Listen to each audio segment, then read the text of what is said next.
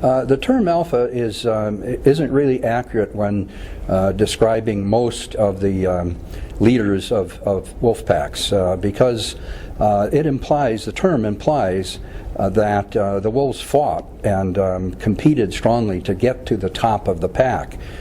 In actuality, the way they get there is merely by mating with a member of the opposite sex, producing a bunch of offspring, which are the rest of the pack then, and becoming the natural leaders that way, just like with a pair of humans producing a family. Instead of using the term alpha for a wolf, instead of saying alpha male or alpha female, scientists now tend to call wolves like that the breeding male and the breeding female. And or you can call them the mother wolf and the father wolf. There's really nothing wrong with that. Those are much better and more accurate terms than the term alpha. Actually, I'm very much to blame for the term alpha being used with wolves. I published a book in 1970 that now has over 110,000 copies in circulation, and in that I labeled the top wolf in the pack the alpha. And I did that because at that time that's all that science knew.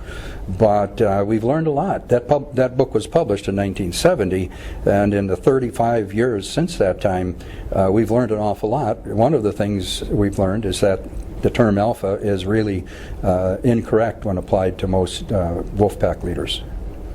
It's appropriate to use the term alpha in an artificial pack where you might put many wolves from different assemblages together, unrelated wolves and that kind of thing.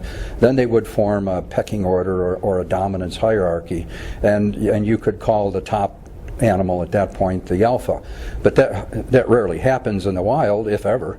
And so that would be one case where you could use it. Another case is where you have what we call a complex pack, or a pack with multiple breeders. In Yellowstone, for example, there have been some packs that have had as many as 3 breeding females. And in that case, you can call the top-ranking female, who would usually be the mother, you can call that animal the alpha female. But looked at in the perspective of wolf packs in general around the world and all, that rarely happens.